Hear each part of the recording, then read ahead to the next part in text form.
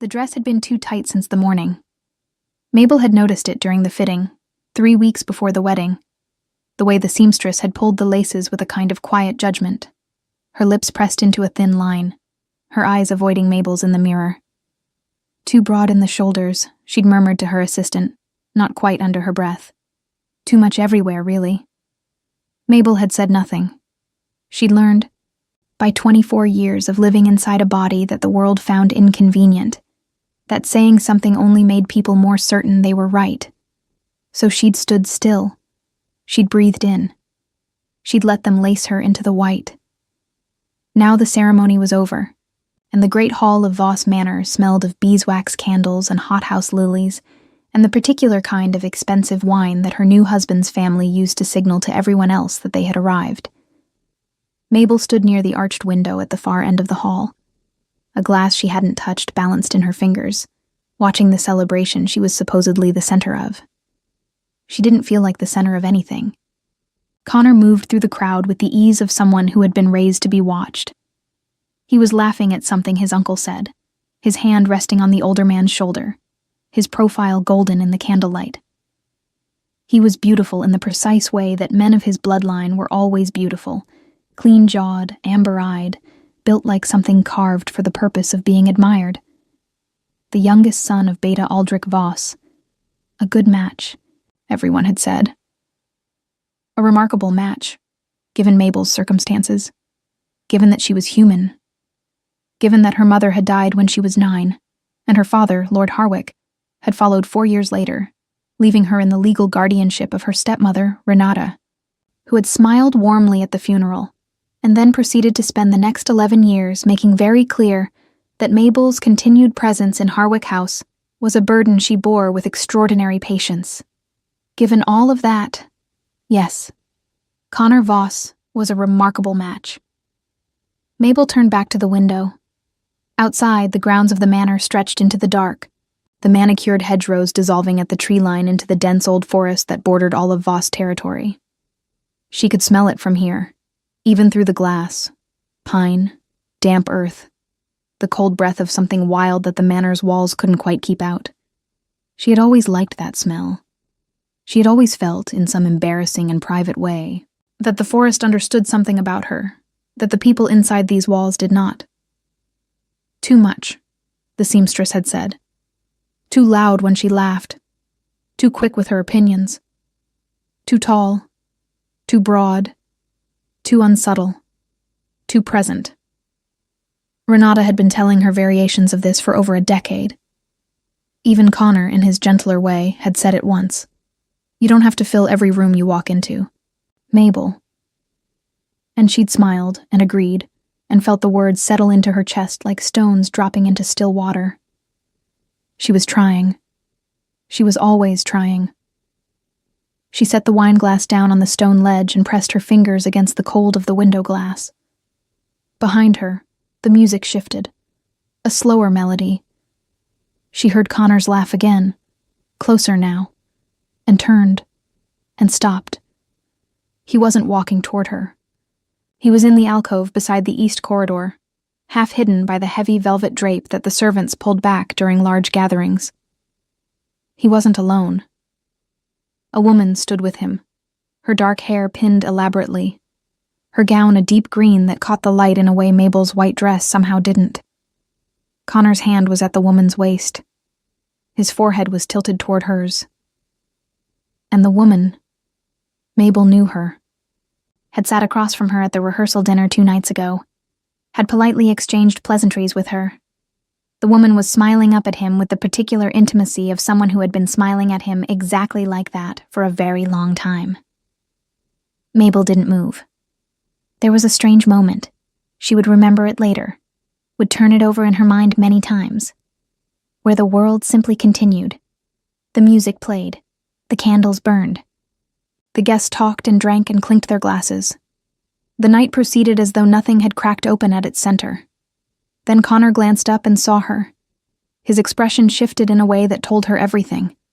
Not guilt, exactly. Something more composed than guilt.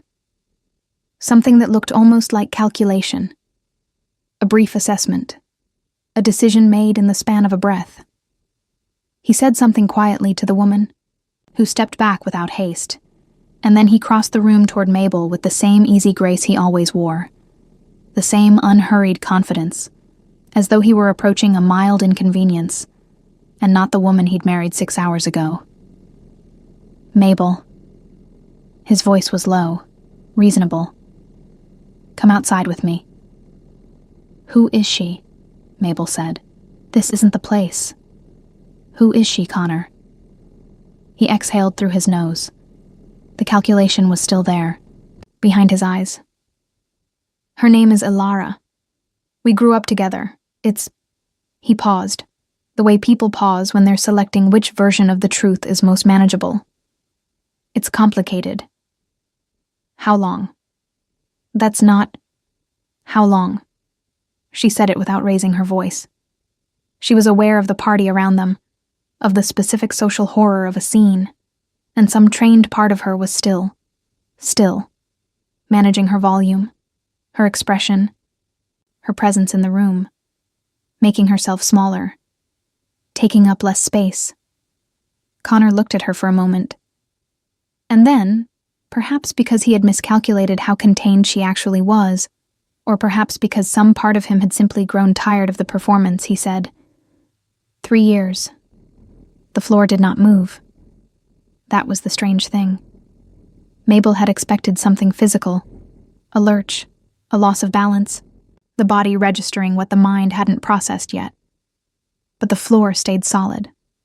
The candles stayed lit. The music kept playing its slow, indifferent melody. 3 years. He had been with Ilara for 3 years.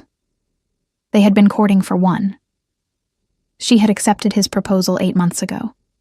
Renata had wept with what had appeared to be genuine joy. A remarkable match, everyone had said. Mabel became very still in the way that she sometimes did, not the stillness of shock, but the stillness of someone reorganizing rapidly, pulling inward, reading the room with a sudden cold clarity she didn't know she had.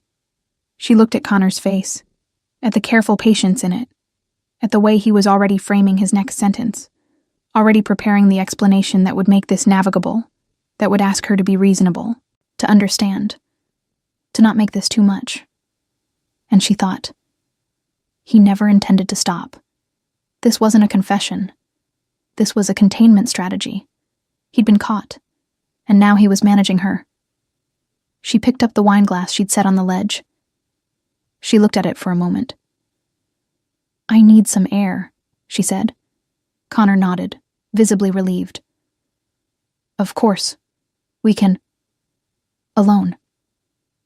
She moved before he could respond, setting the glass down again, turning toward the side corridor that led to the servants' passage and from there to the rear courtyard. She kept her pace even. She did not run. She did not cry. She nodded at a passing maid and kept walking, and did not allow herself to feel anything until she pushed open the heavy oak door at the end of the corridor and stepped out into the night air, and the smell of the forest hit her like cold water to the face. Then she stopped. She stood in the cobbled rear yard, the noise of the party muffled now behind stone walls, and she breathed. The night was sharp and clear. Above the tree line, the moon was nearly full, enormous and white and indifferent, flooding the courtyard in pale silver light. Her hands were shaking. She looked down at them as though they belonged to someone else. 3 years. And Renata had known. She must have known. The Voss family would not have kept something like that from their allies. The betrothal had been arranged too neatly, too quickly, too conveniently after Mabel had finally come into her father's estate, finally reached the age where the inheritance would transfer to her name rather than remaining in her stepmother's management. Oh. The thought arrived with horrible, clarifying precision. It wasn't just an affair. It was the explanation for the affair, the inheritance. Lord Harwick's estate, the lands, the accounts, the legal holdings that Renata had been administering for 11 years, and that would, upon Mabel's marriage to a recognized shifter bloodline, transfer under the authority of that bloodline's beta lord. She hadn't been given a husband. She'd been handed to a vault key. Mabel pressed the back of her hand against her mouth. From somewhere deep in the forest, very far away, or perhaps not far at all, something howled. Not Connor's pack. She knew the register of Voss wolves from months of living adjacent to them, the particular pitch of their calls, the cadence of their communication. This was different. Lower, more deliberate.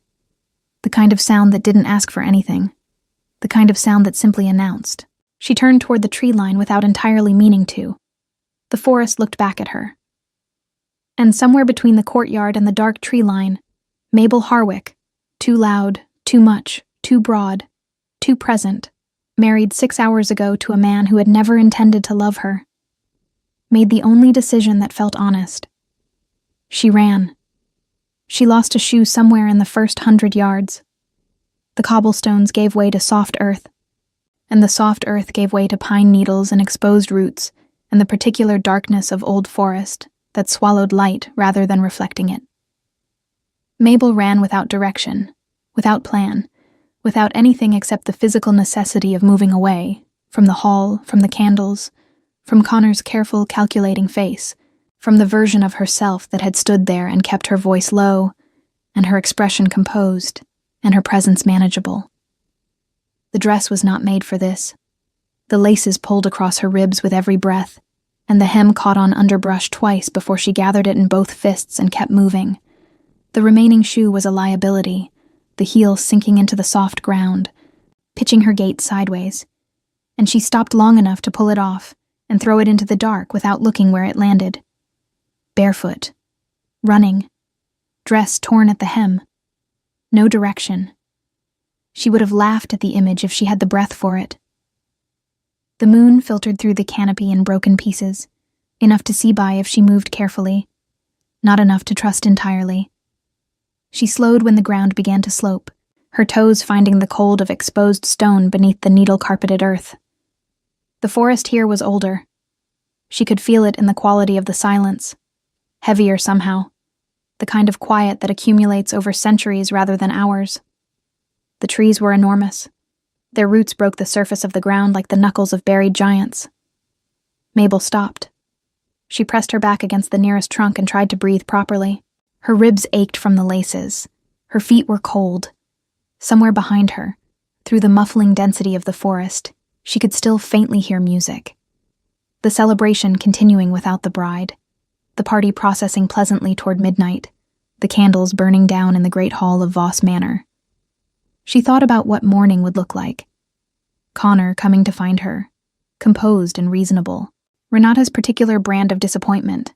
Not loud, never loud, just a sustained, patient pressure, like a thumb pressed against a bruise. Mabel, you're being dramatic. Mabel, you're making this larger than it needs to be.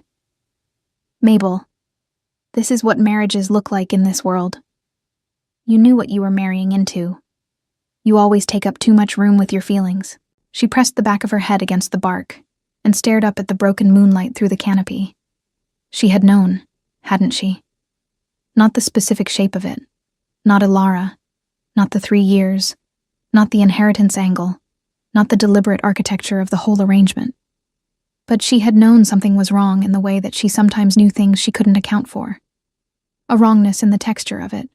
A feeling beneath the surface of every polite dinner and carefully managed courtship that something was performing rather than being. She'd told herself she was imagining it. She was always imagining things, according to everyone qualified to tell her so. A branch cracked to her left. Mabel went still in a different way. Not the stillness of grief, but the older animal stillness of something that has just registered it might not be alone. The forest had gone quiet. Not the heavy, ancient quiet from before. A different kind. The listening kind. She turned her head slowly. Between the trees, perhaps 30 feet away, something moved. Large. Low to the ground, then rising. The moonlight caught it in fragments. Gray fur, massive shoulders. A head that turned toward her with the deliberate patience of something that did not need to rush. A wolf. Not a Voss wolf. She knew that the same way she'd known the howl earlier. Something in the size of it, the bearing, the quality of its attention. Voss wolves were large, as pack wolves went. This animal was in another category entirely.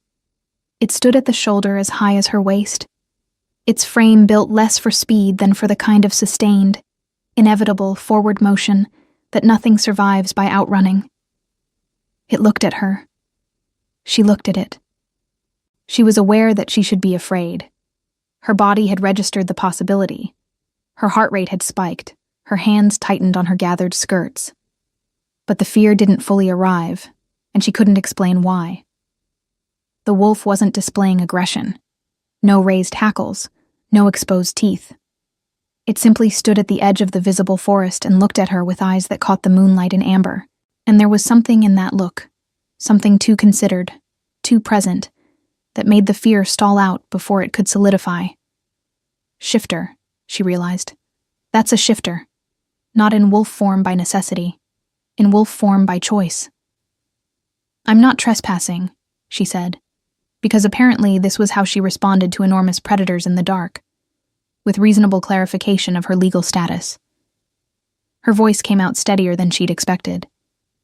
I'm a guest at the Voss estate. I needed... She stopped. Air. The wolf regarded her for another moment. Then it turned its head, very slightly, in a direction that wasn't toward her, and wasn't away from her. Sideways, toward the slope, as though indicating something. I'm not following a strange wolf into the woods, she said. The wolf looked back at her. I'm aware that sounds rich, given I've already run into the woods alone at night, she added. But there are degrees. Something moved in the amber eyes that she couldn't name. It wasn't amusement exactly. It was too still for amusement. But it was something. Then, from back toward the manor, much closer than she'd expected, which meant she'd curved without realizing it, she heard voices. Male voices, and the particular cadence of a search party being organized with irritated efficiency. Connor's voice among them, and another she recognized as Beta Aldrich, and the tone wasn't worried so much as it was managing a problem. Come back, be reasonable, don't make this bigger than it is. Mabel looked at the wolf. The wolf looked at her. She picked up her skirts. Fine, she said quietly. But I'm making my own decisions once we stop. The wolf turned and moved into the trees, and Mabel followed, and the darkness closed around both of them like water. She didn't know how long they walked. The wolf set a pace that was slow enough for her bare feet on unfamiliar ground, but covered distance more efficiently than she expected, angling steadily uphill, away from the sound of voices, deeper into the forest that bordered the eastern edge of Voss territory, and then, she realized after a while, by the way the trees changed, older and denser and undisturbed, beyond it. Her feet were numb by the time the trees thinned and she smelled smoke. A cabin, stone-built, modest, with a single lamp burning in the window, and smoke rising from the chimney in a straight, patient column. A hitching post outside with no horse at it. A woodpile stacked with the disciplined neatness of someone who did not leave things to chance. The wolf stopped at the edge of the clearing. Mabel stopped beside it. Then the wolf stepped behind a tree, and a man stepped out. She'd been prepared for the shift. She'd seen it before, the shimmer of it, the biological impossibility that shifter society had long since made mundane. But she hadn't been prepared for him. He was pulling a loose linen shirt over his head as he emerged, dark trousers, bare feet on the cold ground, and he moved with the same quality the wolf had moved with. Unhurried, deliberate, fully present in each motion. He was tall, broader than Connor in a way that was structural rather than decorative, built as though for function first. His hair was dark and somewhat disordered. His face was... She searched for the word, and landed on settled, not handsome in the polished way of Voss men. Settled, like a landscape that had decided what it was going to be and committed to it entirely. He looked at her, not the way Connor had looked at her across the great hall, assessing, charming, performing the attention. This was different. This was the amber-eyed quality from the wolf, translated into a human face, a look that took inventory without agenda. You're bleeding, he said. His voice was low, unhurried. It fit him. Mabel looked down. Her right foot, apparently, had found something sharp. At some point during the walk, she hadn't registered in the cold. There was a dark streak of blood across the top of it. Not serious, but visible. "I'm fine," she said automatically. "I didn't say you weren't." He moved toward the cabin door. "There's a basin inside and clean cloth. The fire is burning. You can leave whenever you want." She stood in the clearing and watched him push open the cabin door and step inside, leaving it open behind him. She looked at the dark forest at her back. She thought about Connor's voice in the search party, and the way Renata would look at her tomorrow, and the 3 years, and the inheritance, and the fact that she was standing barefoot in the dark in a wedding dress with blood on her foot, and nowhere she actually needed to be. She walked toward the cabin door. Inside, the fire was exactly what it had promised to be. Generous, amber, filling the small space with warmth that hit her like a physical weight after the cold of the forest. The cabin was spare but not rough. A table, 2 chairs, a shelf of practical things, dried herbs and sealed jars and folded cloth. A bed in the far corner, neatly made. Boots beside the door. The man was already at the table, setting out a basin and a folded linen cloth with the same unhurried efficiency he seemed to apply to everything. "Sit," he said, and then glanced up at her, and something shifted in his expression. The briefest adjustment. There and gone. "If you want to." Mabel crossed the cabin and sat in the chair across from the basin. She watched him pour water, watched his hands. They were careful, she noticed. Not delicate. Careful. "Who are you?" she asked. He was quiet for a moment, in the way of someone deciding how much of a true answer to give. "Leander," he said. "Just the name. Nothing attached to it." She looked at him across the firelit table. "Mabel," she said. "I know," he said quietly, and then, before she could process what that meant, he nodded toward her foot. "May I?" It wasn't quite a question, but it waited like one. She nodded. His hands were warm. That was the first thing she registered. Warm and steady, cleaning the cut with a focus that asked nothing of her, required nothing, simply worked at the problem in front of him with a patience that she didn't know what to do with. She looked at the fire. Her hands were still shaking.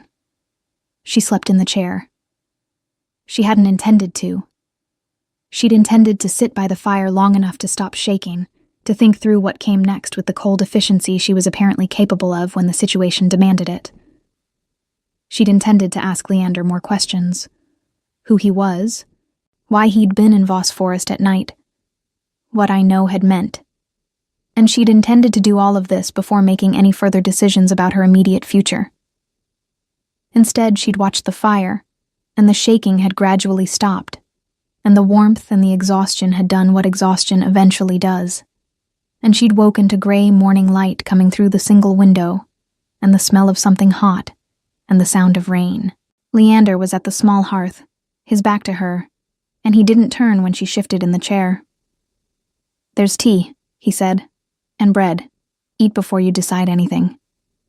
Mabel straightened. Her neck ached from the angle. The wedding dress was a disaster, creased mud-hemmed, laces digging into her ribs with the persistence of something that had made its mind up. She became abruptly and completely aware of how she must look, and then became aware that she was aware of it, and felt a tired irritation at herself for caring. "You don't have to feed me," she said. "I know." He turned then, carrying a tin cup which he set on the table beside her, with the same matter-of-fact efficiency he'd applied to her foot the night before. "I'm not doing it, because I have to." She looked at the cup, then at him. In the daylight, through the rain-dimmed window, she could read him more clearly. He was perhaps 30, though something in his bearing made age feel like an irrelevant measurement. There was a steadiness to him that she'd noticed in the dark, and that the morning confirmed.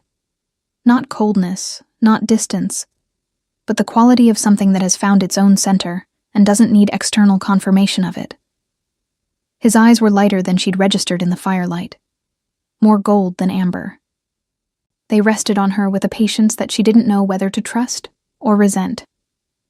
She picked up the cup. The tea was strong and bitter and exactly what she needed. "You said you knew my name," she said.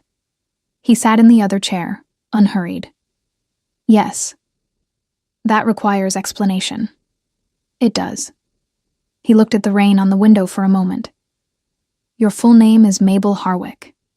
Your father was Lord Edric Harwick, who died when you were 13, and whose estate has been managed by your stepmother, Renata Harwick née Callow, since his death. You came of age 4 years ago. The estate should have transferred to your administration at that point.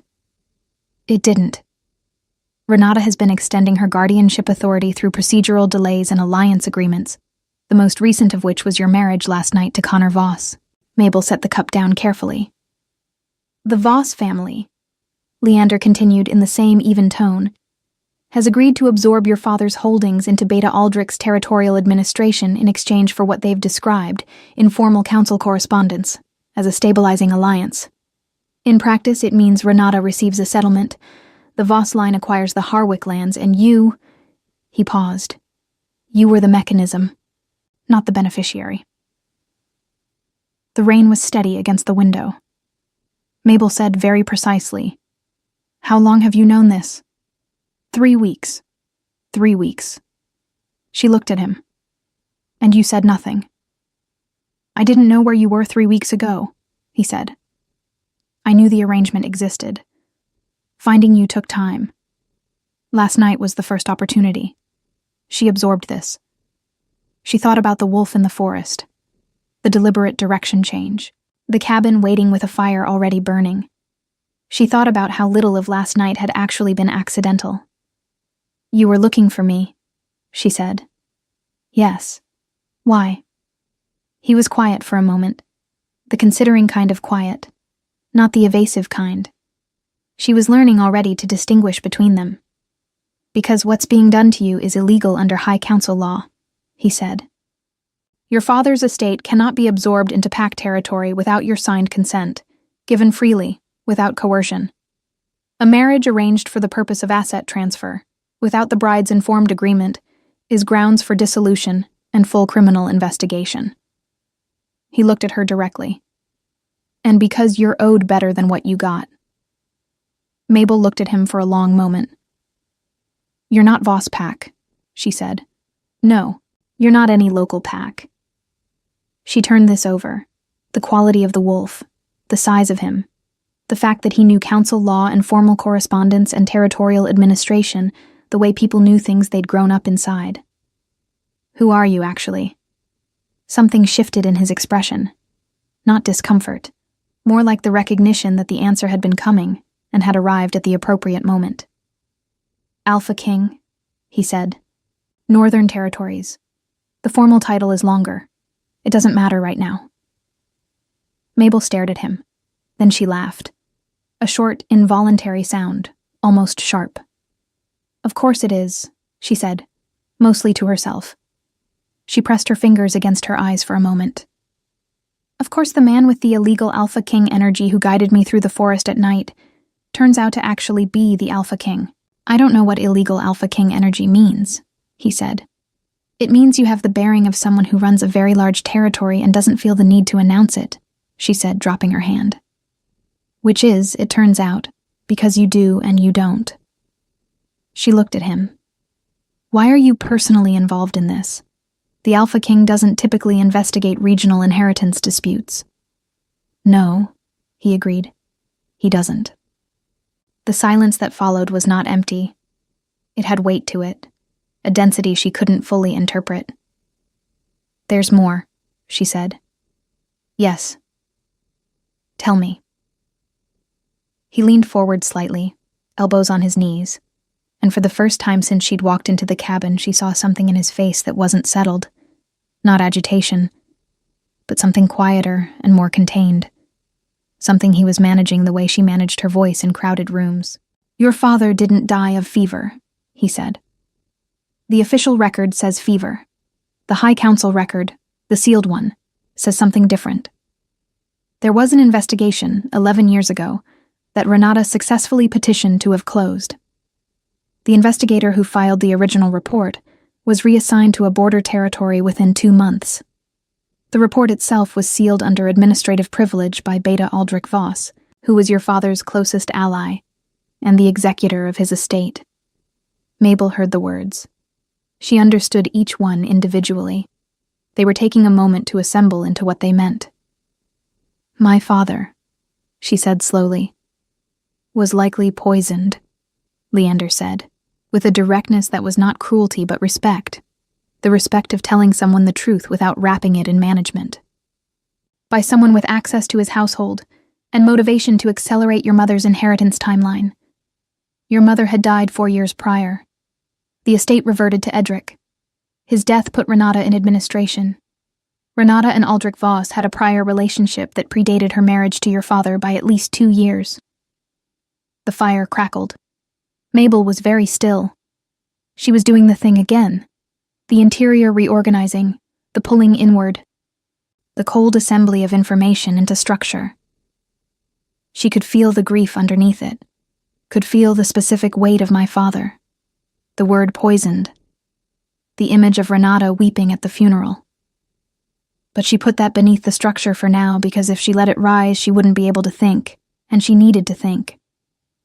You have documentation, she said. Copies. The originals are sealed. Can the seal be broken? With High Council authority. Yes. She looked at him. Your authority. Yes. She sat back in the chair. The rain continued. Her feet were cold again. The linen wrapping from the night before had come loose while she slept. She looked down at her ruined dress, her wrapped foot, her hands in her lap, and she thought about what she had been 24 hours ago.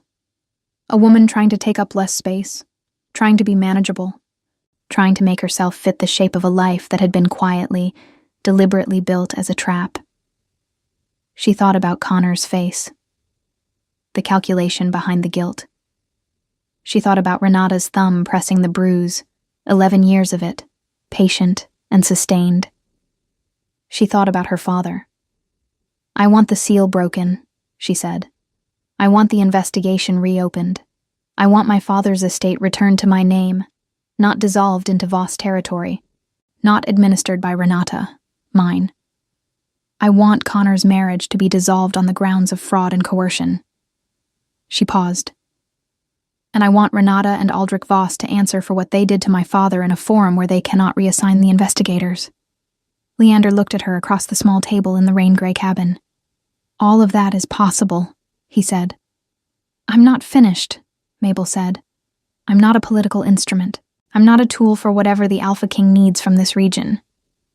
If you're helping me because it's right, not because it's useful. If it becomes useful, that's incidental. She met his eyes directly. I need to know you understand the difference. The settled quality in his face shifted. Not surprise. Something warmer than surprise, and more careful. He looked at her the way the wolf had looked at her in the forest. Fully present, fully attentive, no performance in it.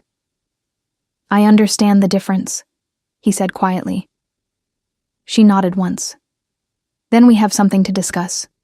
Outside, the rain intensified, drumming against the stone roof of the cabin with the steady, indifferent energy of a world that didn't particularly care what happened inside it.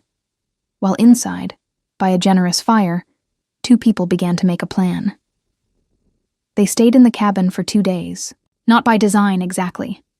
Leander had men positioned at the forest's eastern edge, a small contingent from his personal guard, who traveled without the Voss Pack's knowledge, and the first morning's report had been that Connor's search party had expanded and that Renata had arrived at the manor sometime before dawn, which meant the situation had shifted from missing bride to active containment problem. Moving Mabel through open territory before they had a plan was a liability neither of them needed, so they stayed, and they worked. Leander produced documents from a leather satchel that had been sitting beneath the bed with the quiet patience of something placed there in advance, which it had been, she realized. He had prepared for more than one version of this conversation. The documents were copies, as he'd said. Pages of council correspondence, sealed letters with broken wax impressions, a surveyor's report on Harwick lands dated 3 months after her father's death, and the one that made her hands go cold when she touched it, a witness account, 11 years old and unsigned, describing the last week of Lord Edric Harwick's illness in detail that no fever produced. She read it twice. Then she set it face down on the table and looked at the window. Leander said nothing. He didn't offer comfort or management. He let the silence be what it needed to be, and she found, to her own slight surprise, that this was exactly the right response. She didn't want to be soothed.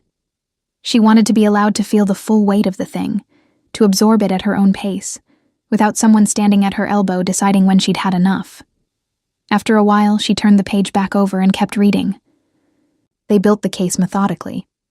Leander knew council law with a precision that was clearly lived rather than studied. He'd sat in those chambers, she understood, had watched cases turn on procedural language, knew which arguments held and which ones gave administrators room to redirect. He walked her through the grounds for annulment first, because that was the most immediate protection. A marriage contracted under documented fraud, with demonstrable material motive, dissolved by High Council authority, left Connor and the Voss line without legal claim to a single acre of Harwick land.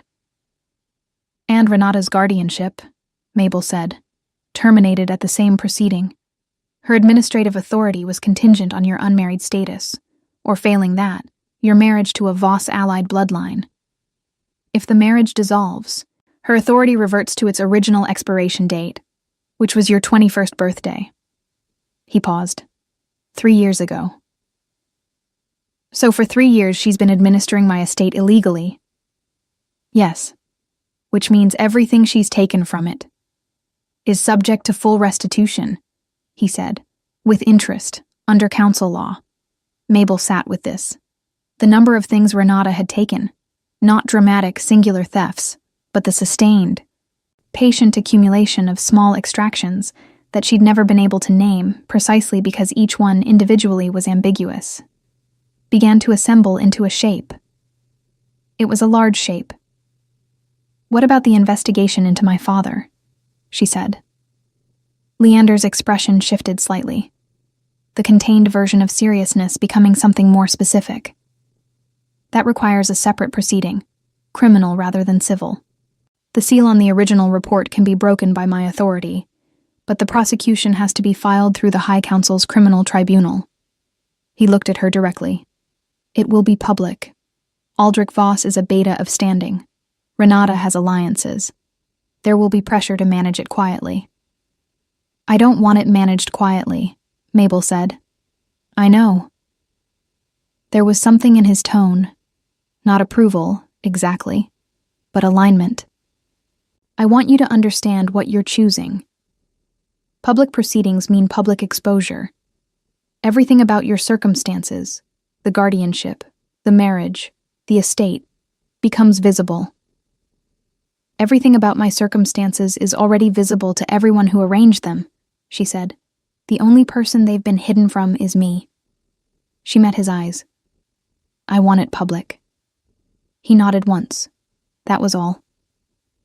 On the second afternoon, while he was outside meeting with his guard, Mabel found a small mirror above the wash basin and looked at herself for the first time since the wedding. The dress was past saving. She'd found a shirt and trousers in the cabin's storage chest, men's clothes, too large, cinched with a belt, and had abandoned the white disaster with a thoroughness that felt, she admitted privately, like something more than practical. Her hair was loose and disordered. There was a fading tension around her eyes. She looked, she thought, like someone who had stopped performing. She wasn't sure she recognized herself without the performance. She'd been doing it so long.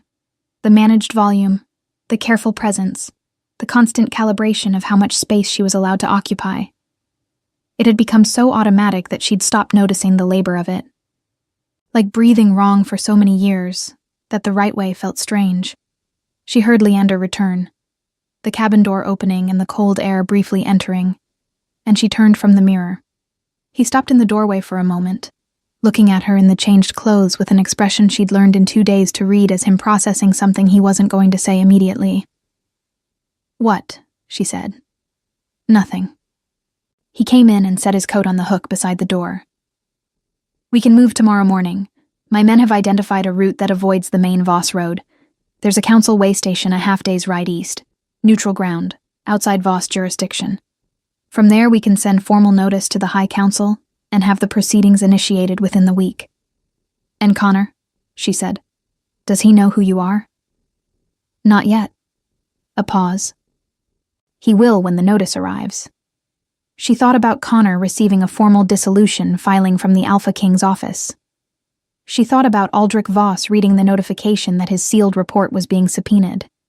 She thought about Renata opening a council document that told her, in formal and irreversible language, that the arrangement she'd been building for 11 years had collapsed. She thought it would feel better than it did. "It doesn't feel like enough," she said, not really to him, more to the space between the hearth and the window. "It won't," he said.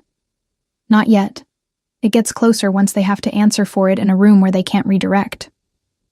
She looked at him. "Does that part get easier? Waiting for the room?" He considered this with the seriousness he applied to everything she actually asked him. "No," he said, "but the room is worth waiting for." She nodded. That night she sat by the fire longer than necessary, and Leander sat across from her reading through the documents again, and neither of them spoke for a long time, and she noticed that the silence between them had changed. In the first hours, it had been the silence of two strangers managing necessary proximity. Now it had a different texture. Not comfortable, exactly, because she was not comfortable with much yet, but settled. Like the quality she'd identified in him from the beginning, extending outward to include her. She was aware of him in the way she'd been aware of the forest, something that existed outside the world she'd been managed into, something her body registered differently than the things she'd been taught to want. She didn't do anything with that awareness. She wasn't going to. She had too much unfinished ahead of her, and too much damage behind her, and she was too clear-eyed about both to confuse proximity and gratitude for something more considered. But she noticed it, and she let herself notice it without immediately managing it into nothing. That, she thought, was already progress. They rode out the next morning before light. Leander's guard was 4 men, lean, quiet, extremely competent in the way of people who didn't need to demonstrate it. They moved through the eastern forest with the efficiency of a route already scouted, and by mid-morning, the trees had thinned, and the road had widened, and the council way station appeared on the horizon like a promise kept. The way station master recognized Leander before he dismounted, and the recognition moved through the man's face in a wave. Surprise. Then realignment. Then the careful neutrality of someone who understood that remarkable things were about to require remarkable discretion. "Alpha King," the man said low. "We weren't notified." "We weren't announcing," Leander said, and that was all that needed saying. Inside, Mabel sat at a proper table for the first time in 3 days and ate a real meal and watched Leander dictate formal notices to the way station's scribe with a calm authority that filled the room without effort. He didn't raise his voice. He didn't perform. He stated what needed stating in language that left no room for ambiguity, and the scribe wrote, and Mabel thought about the difference between a man who wielded power like a weapon and a man who carried it like a tool. The difference not in the power itself, but in what he used it for. She was watching him, and he knew she was watching him, and he didn't perform for the watching. When the notices were sealed and dispatched, he came and sat across from her at the table, and she said, "How long until they receive them?" 3 days to the Voss estate, 5 to the High Council chambers. He looked at her steadily. 7 days until the formal proceedings are scheduled. You'll need to be present. "I'll be present," she said. "You'll need to speak publicly. Testify." "I know." She met his eyes.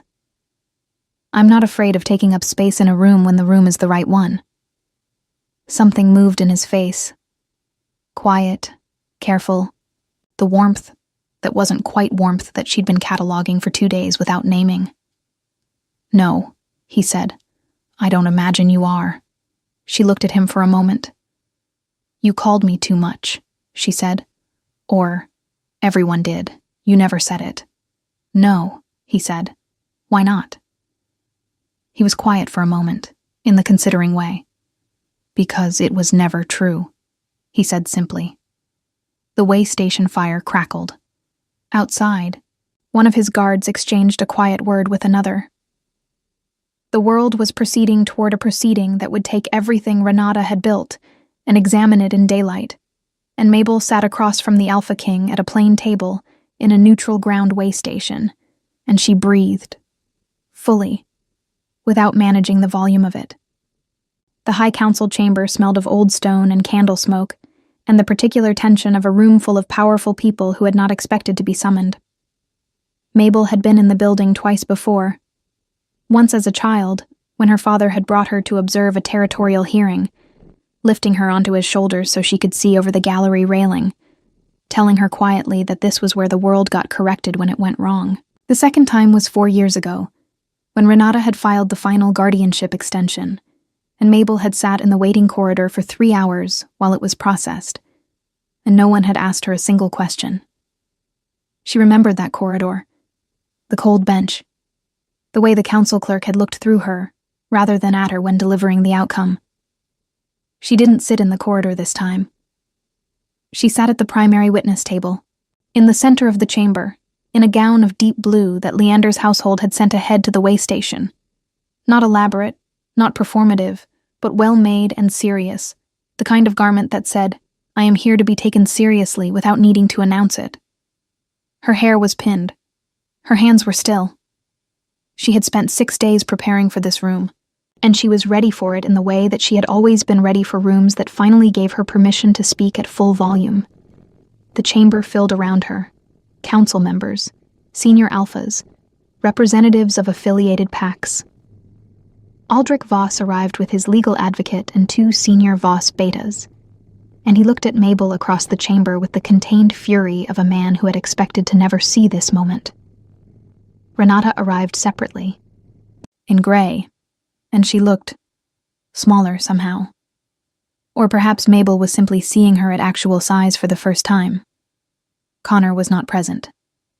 He had submitted a written statement through his advocate 3 days prior, the language of which was so carefully constructed to position him as a peripheral figure acting in good faith that Mabel had read it twice and felt nothing except a distant, clarifying contempt.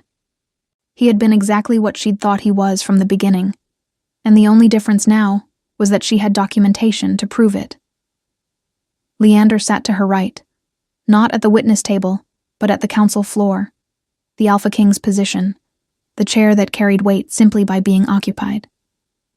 He hadn't told her what to say. He hadn't reviewed her testimony or suggested adjustments or offered to speak on her behalf. He had simply said, "The morning of the proceedings. You know what happened. Say it." And then, after a pause, "Don't manage your voice." She hadn't. The testimony took 2 hours. She spoke about her father's death, about the witness account, about the sealed report and the reassigned investigator, and the 11 years of sustained procedural manipulation that had kept her father's estate out of her hands. She spoke about the marriage, the deliberate construction of it, the 3 years of Connor and Alara, the inheritance mechanism, the formal council correspondence that Leander's office had unsealed and which now existed as evidence in a public record that Aldrich Voss's advocate kept objecting to with the urgency of a man watching a wall come down. The objections were noted. The evidence was admitted. When she finished, the chamber was quiet in the way that chambers go quiet when something has been said that cannot be unsaid. Renata's advocate spoke next, with the rehearsed composure of someone who had prepared for a smaller version of this, who had expected, perhaps, a grieving young woman who could be managed. He found, instead, a documented record that had been assembled by the Alpha King's office, and that contained 11 years of paper evidence that answered every alternative narrative he attempted to construct. The council members asked questions. The answers were in the documents. The documents did not have advocates. Aldrich Voss was given the opportunity to address the chamber. He spoke for 12 minutes. He was measured, authoritative, and entirely unconvincing in the context of what had already been entered into record. Mabel watched his face as he spoke and felt the last of something dissolve, some residual deference, some trained instinct to believe that men who occupied those chairs were telling the truth because they occupied those chairs. She had sat in the correct chair this time, and she had told the truth first. The findings came 4 days later. Mabel was in the way station's small library when Leander brought her the council document, not sending it through his scribe, carrying it himself, which told her something before she'd read a word. She took it from him and read it standing at the window with the afternoon light coming in at a long angle across the pages. The marriage to Connor Voss was dissolved.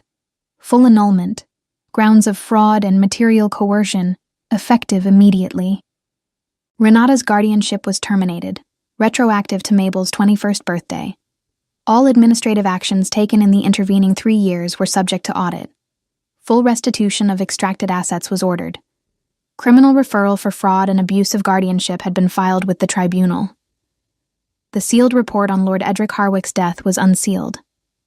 A formal criminal investigation into the circumstances of his illness was opened. Aldrich Voss was named as a person of formal interest.